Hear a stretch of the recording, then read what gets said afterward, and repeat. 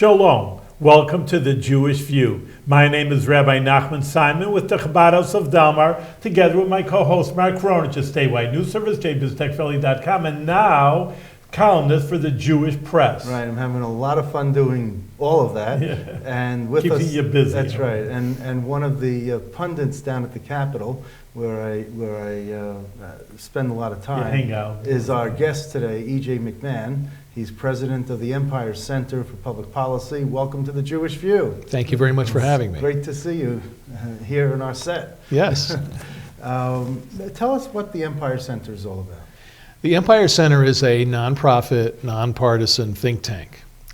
Strictly speaking, under the IRS code, it's a nonprofit educational and research organization.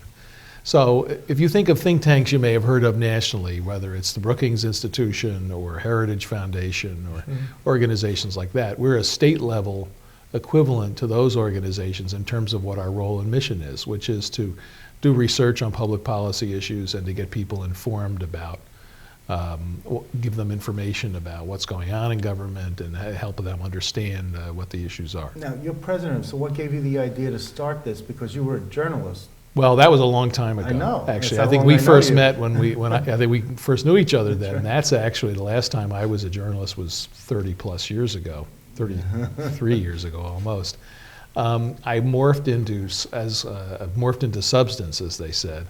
I ended up going to the Business Council and then ended up starting in communications and then ended up doing their policy research. Yeah, but what does it mean going into Business Council? The Business Council is a statewide business group. But what did you do for them? I was doing public relations for them. Okay. They're a lobbying group for business. Then they have a research arm called the Public Policy Institute. So in the late 80s, I became the research director of that. Then I went to the State Assembly, and you may remember we dealt then, the Republican minority in the State Assembly in the early 90s during Mario Cuomo's last term as governor. The leader of the Assembly Republican minority then was Rap Rapelier, a great man, still, I'm happy to say, in our area, in fact, retired near here. And our members at that time included a fellow named George Pataki, who would be elected governor in 1994. A lot of what Pataki implemented during really his most successful period, which was his first 2 or 3 years in office, he basically implemented the agenda that we had been promoting and proposing in the Assembly. We would always amend the bills that the majority put forward and say, here's another way to do it. You cut this part of the budget and add to this part, cut this tax instead. And basically, Pataki did a lot of what we proposed, which he himself used to carry on the floor sometimes. So that got me into the world of public policy and ideas, and I won't bore you with the interregnum, but then around 2000, I became a senior fellow with the Manhattan Institute for Policy Research, which is one of the more nationally known think tanks. McCoy Ross? She had been there well before I was there. She did some work there briefly about 23 years ago. People here often still associate the Manhattan Institute with her because she was the most visible product here. But Manhattan Institute has done a lot of things. I know. And a lot of urban affairs especially, and they publish a journal called City Journal. I began working for them on New York City and state fiscal and economic issues in 2000. And then in 2005, I started a subsidiary or a project of the Manhattan Institute which we called the Empire Center, focused on state issues more purely. And then a few years ago, in 2013, it was spun off. We agreed to spin it off from the Manhattan Institute as a fully independent, nonprofit research organization. Was that peaceful and? Yes, I mean it was very much it was basically like, it was analogous to any situation where a corporate subsidiary in a particular line of business gets successful enough to stand on its own. And so that was basically, and I'm still on the roster as a senior fellow at the Manhattan Institute, and I do some work for them. So it wasn't acrimonious type of thing? No, and I'm still associated with them. How many people you have working with you, or it's only by yourself? Well, beside me there are 4 people right now. So who funds your Empire's? We subsist on individual contributions from individuals, foundation grants, and some support from business. Would you consider yourself more of a conservative think tank? Well, I think we're generally considered more conservative. We sometimes shorthand for identifying ourselves as that we're New York's free market-oriented think tank. But you're certainly not a liberal Well, we wouldn't be, generally we find ourselves on the other side of the fence, not 100% of the time on details, by the way, Okay. but from many of the groups allied with, say, public sector unions Yeah. or something. But again, I'm happy to say that that we're not completely predictable either. Oh. Okay. We like to find allies and common ground with anybody we work with, which I think is probably a good approach to life anyway. So yes, we're generally probably more on the more conservative side of And issues. you write a newsletter, like who goes to you? Like assemblymen would like to know, I mean, they can't know about everything, of course. So therefore maybe saying, hey, what do you think about it? I respect you as a... That's the effort we try to make. And the beauty of it, in the old days, if you were running a group like this, you had to do newsletters and had to mail out, have a big mailing list and spend a lot on postage. An organization like this funded at this level, which is relatively modest, would be impossible before the internet. And with the internet, you basically are reaching everybody in the ways they need to be reached. So we have a website, we've produced periodic reports on different subjects, sometimes. You just started doing the torch? That was actually, we've had a blog, I've been working on a blog under different names. It used to be called New York Fiscal Watch. Yeah. I started that blog 10 years ago, actually 12 years ago at the Manhattan Institute, and then we renamed it NY Torch, and that's been around for a while. I mean, that's been around for several years now. If you look in the archives of it, you'll find a lot of material. So that's the main platform for when we want to have spur-of-the-moment commentary. And there's the beauty of a blog is there's no limit on length. You can put in a lot of links. You can put in graphics. Often that is the dress rehearsal also for, say, a newspaper op-ed. I will sometimes take something, not always, but I write fairly regularly for different newspapers. Probably my most common landing spot, but not exclusively, is the New York Post op-ed page. I've written for probably a lot for, but for a year I was a weekly columnist for Newsday, and the weekly I found to be too much of a strain. Oh, okay. So we use commentary. We're on, by producing information that's useful and informative on the issues, then you come to the attention of the media. And the media need voices from different points of view to explain issues to the public. So you end up on TV and the radio. This is a public blog, really anybody. It's not just exclusive for assembly people or... No, it's just open to the public. We don't actually talk, our audience is the public, is that part of the public that wants to be informed about and wants to learn about Is that your journalistic roots? Is that where it that is. comes from? I think that having a background in journalism helps a lot because it's fundamentally about communications. So you don't have to have a background in communications to do it, but it certainly doesn't hurt. No, but as a journalist, you want people to know what's going on. Exactly. So I think when you said that kind of paralleled and echoed to me that maybe that was your journalistic roots coming through. Exactly, and I think that some of the natural curiosity you hone that helps you be a good reporter helps a lot in this job. In fact, a lot of the fundamental issues that I deal with in this job, I first got interested in or curious about many years ago, 40 years ago actually, was when I first became a full-time reporter on graduating from college. And I remember I covered school boards among other, and local government in northern Westchester and Putnam County for the Peekskill Star, which no longer exists. George Pataki's home paper. Actually, yes, but I never met Pataki till I went to work for the Assembly, oddly enough. That was when I learned they were ferocious teacher contract disputes at that time in several of the districts I covered, the Lakeland School District and the Mahopac School District. And talking to board members who were sort of dissenters on those issues in those districts, I learned about how teacher contracts are constructed, and I learned about what are called steps, which we could get into later, but I mean that was a key aspect I never knew that I remember trying to convey in my stories then, that this dispute over how big a pay increase teachers got, that the impacts of it were compounded because teachers generally have a pay schedule that is an annual automatic longevity increment for each and every year, usually up to 20 years, 15 to 20 years. Every year you get an automatic pay increase. And the pay increase you hear about in the newspaper, like Mahopac teachers rejected a 4% salary increase. That's a 4% lift in the step. Right. In addition to the step. So the step is like 3% and the 4 was like in addition to that.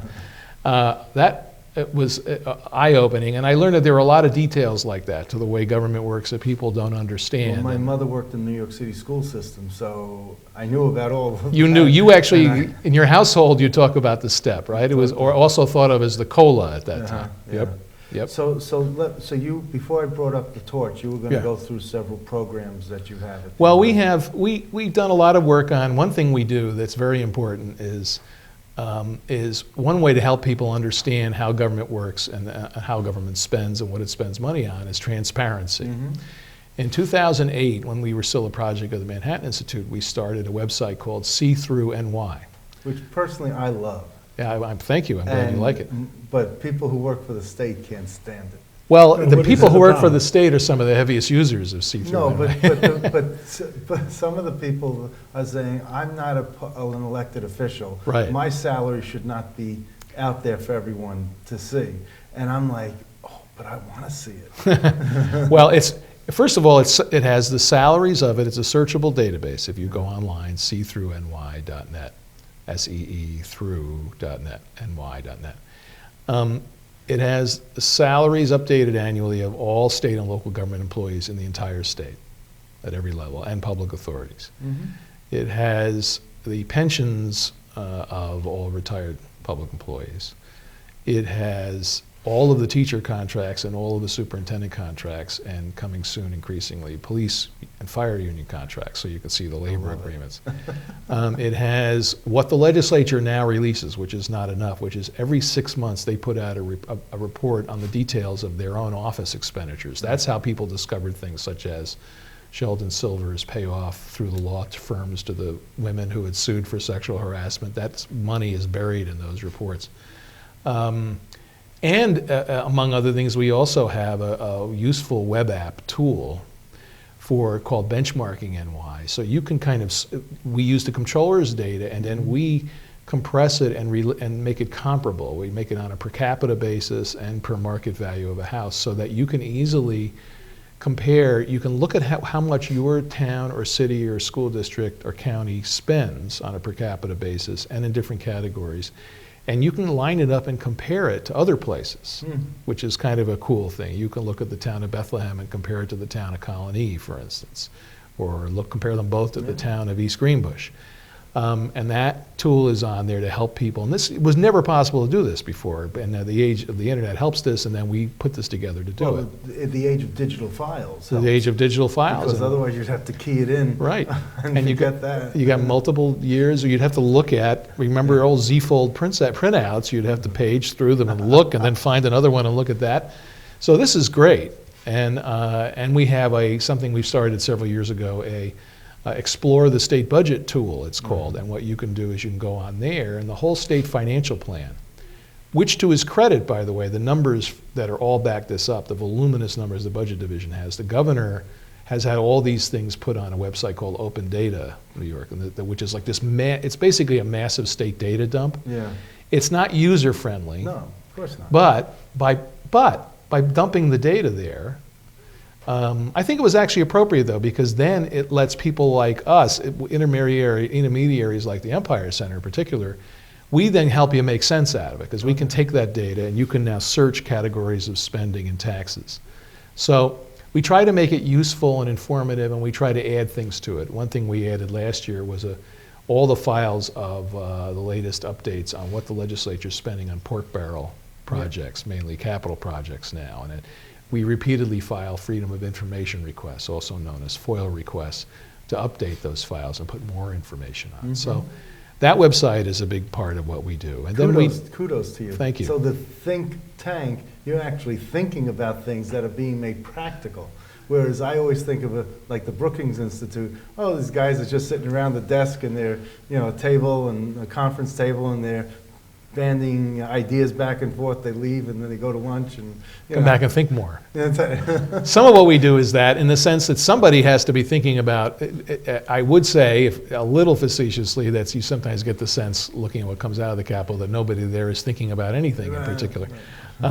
We do try to take a step back and create context. So we do reports, in-depth reports on some subjects, and we do shorter issue briefs, some of which are very data-driven, based on information that pops out into the public. Well, arena. I think that's great. I mean, I'm a big user and fan of what you've done so far with that. Great. But You got some issues for today. yeah, I mean, well, yes, we that's an wanted to issue. get- SeeThroughNY is an issue. Yeah. I mean, that's really a big deal. I guess that's why you say that they catch some of these legislators on, Well, on their payoffs. I mean, Well, that's one something rationale that- for having, like I understand how some person who works in an obscure job for a government might say, why is my salary on? yeah.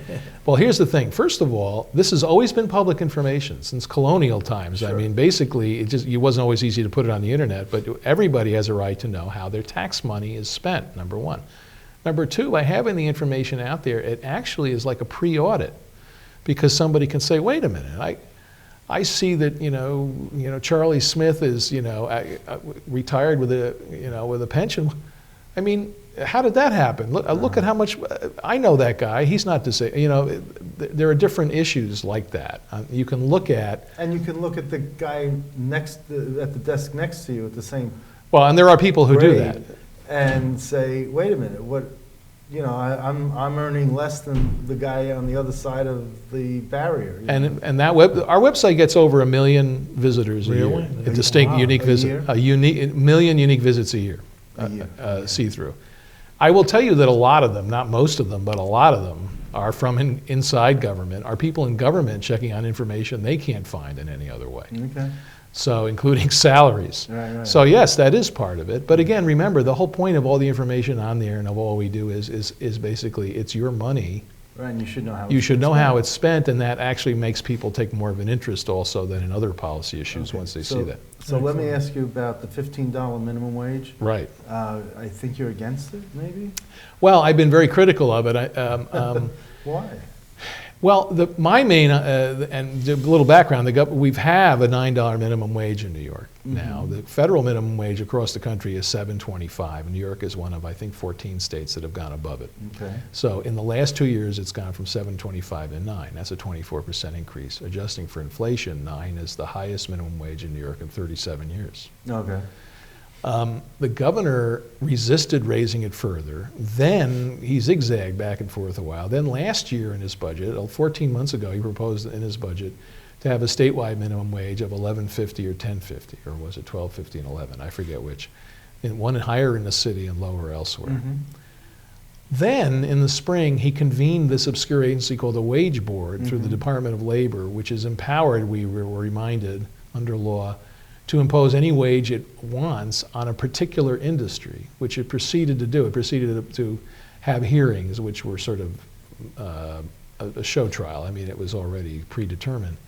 And concluded in the fall, to no one's surprise, that the wage should be $15 for fast food workers employed by national chains, which of course effectively means, has a ripple effect on the whole food prep industry, because if you're paying somebody in McDonald's $15, well then everybody wants to make at least what they make. Everybody will just go to McDonald's. So then the governor immediately, before that recommendation was out, he then took the logical next step of leapfrogging himself and everybody else and saying, I want a law making this minimum wage for every job in the state and every industry $15 an hour.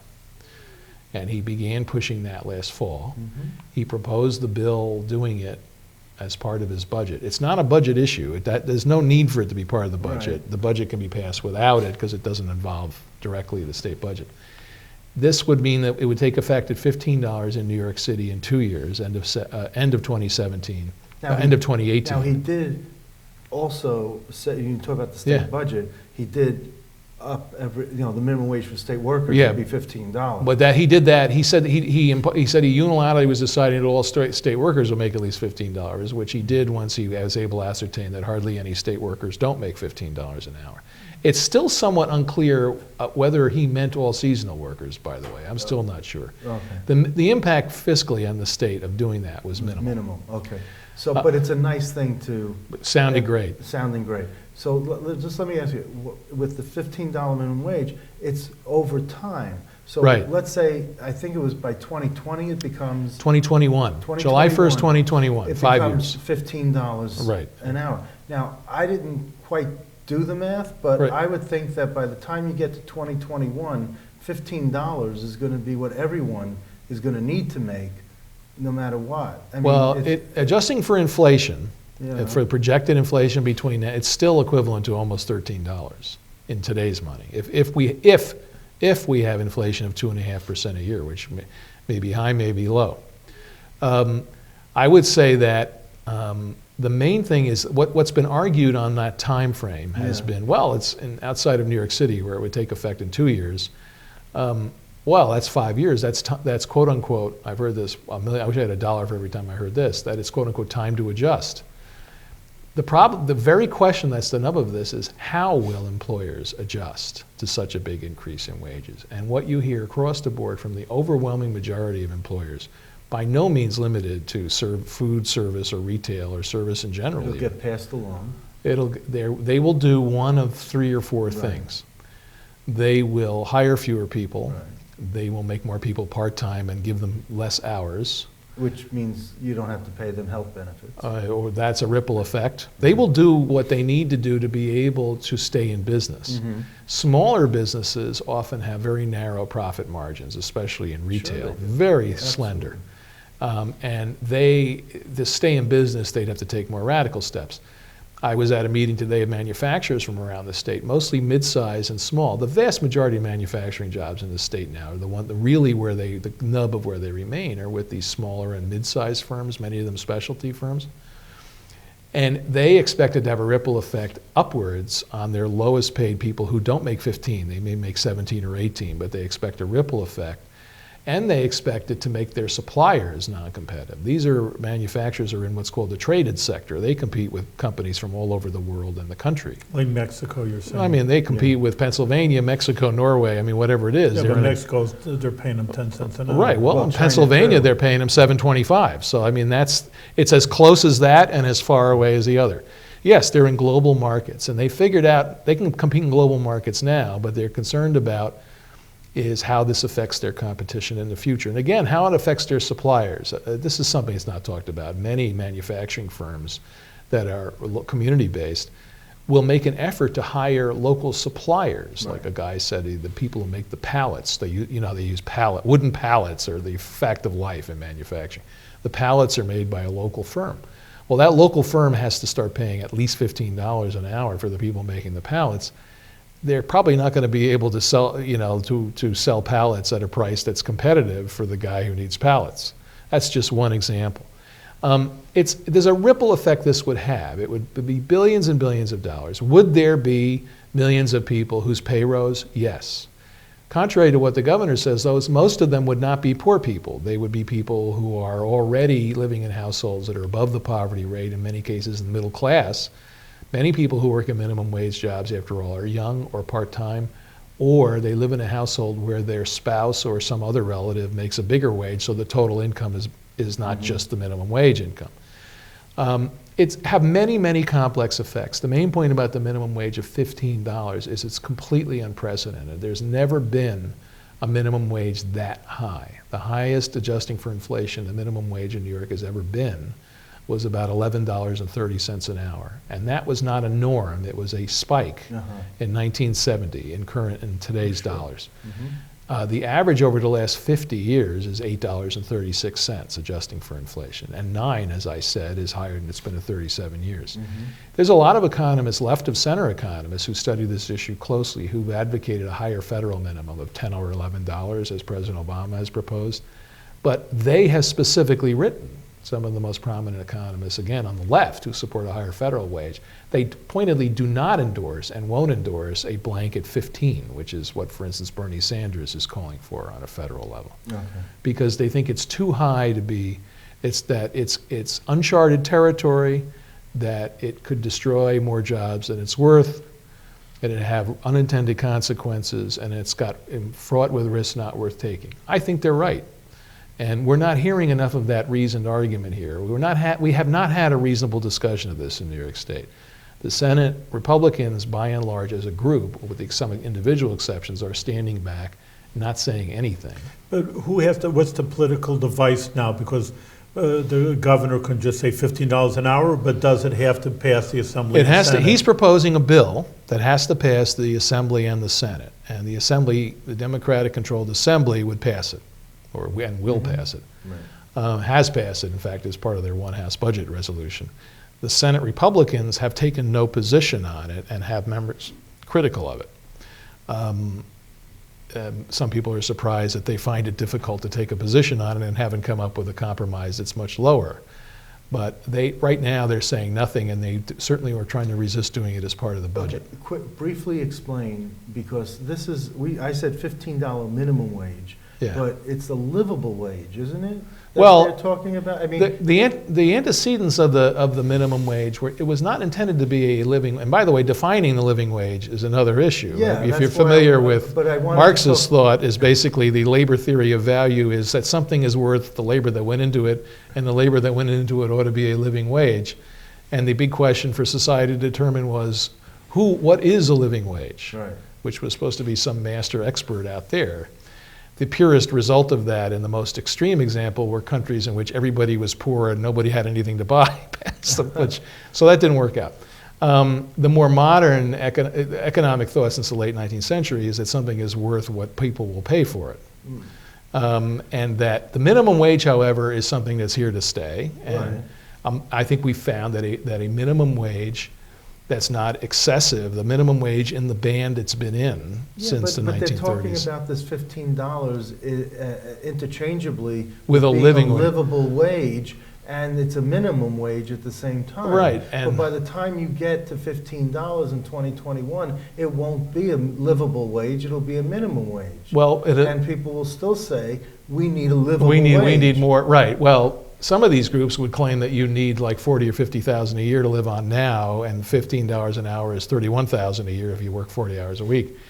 I'll tell you, it's not going to be any easier to live on $15 an hour once the other things you buy and the services you need are influenced by the price. So, for instance, childcare. There are 12,000 childcare workers in upstate New York working for licensed childcare. Okay. Now, that doesn't include all the nannies, the informal, all the other people, okay? That's just the licensed daycare workers. But a lot of people have their children in these settings. There's 12,000 of them, and they make, right now, according to official government statistics, they make a median wage. The middle of the wage range for people in those jobs is between $9 and $10 an hour throughout upstate New York. Now, what do you think is going to happen to the cost of childcare when a occupation that has a median wage between 9 and 10 now rises to a minimum of 15? You can't automate away, you can't create a child care kiosk, you can't automate away a child care worker. You have to have child care workers in the same numbers caring for the same number of children. There's a minimum number per children per teacher. As there should be. So you know that child care costs are going to rise. So part of in the name of helping you live, making life more livable for you, your wage is going to be raised and your child care costs are going up. The other thing that doesn't come up is that there are good wage supplement programs that we've supported very strongly that go back to Mario Cuomo and have been supported by Republicans and Democrats at the national level that boost your income if you're working. We have just a couple of minutes. Let me ask you about, we're talking about wages, whether legislators should have a pay raise. In your opinion. Not unless they change the system that they operate under. But do you think $80,000 a year is a livable wage at this point? You go from $15 an hour to $80,000. It's livable. Depending on who you look at when and on what basis, $80,000 they may be overpaid. They're among the highest paid state legislators in the country. I tend to hold to the view, although it seems unlikely to happen, that they should be paid less and that the sessions should be limited so that, and that even possibly, this may shock you, there should be more of them, so their districts are smaller. Right. In the Assembly. New Hampshire has 400. Well, they have like hundreds of 400 legislators who make practically nothing. Yeah. I wouldn't go to that extreme. The state, I think under the Constitution, the state assembly could be 180 members. It's now 150. Okay. If in the ideal world, I'd have them pay something that was related to some fraction or multiple of the average private sector wage, so that it would go up and down with how well the economy's going. Okay. So just briefly, because we're running out of, we have seconds. Now. What is the level that you think would be fair? And what's your bottom line analysis? My bottom line analysis is they shouldn't get a raise unless they abandon the system of extra pay that gives almost all of them an extra stipend for leadership positions. Okay. I think that's the prerequisite for talking about any increase. And in outside income? I disagree with eliminating outside income. I don't think having a class of full-time politicians who Okay. do nothing else and know nothing else is a great idea. Okay, so, Out of time. It was so good. We're going to have to just ask you again to come back. There's Okay. always something happening in the state and the government, and you are a brain trust over here that there's a lot of brain. There's much to Okay. talk about. So continue your good work for the people of the state of New York and do it with good health. yes, Thank you very continued much. success. Thank you.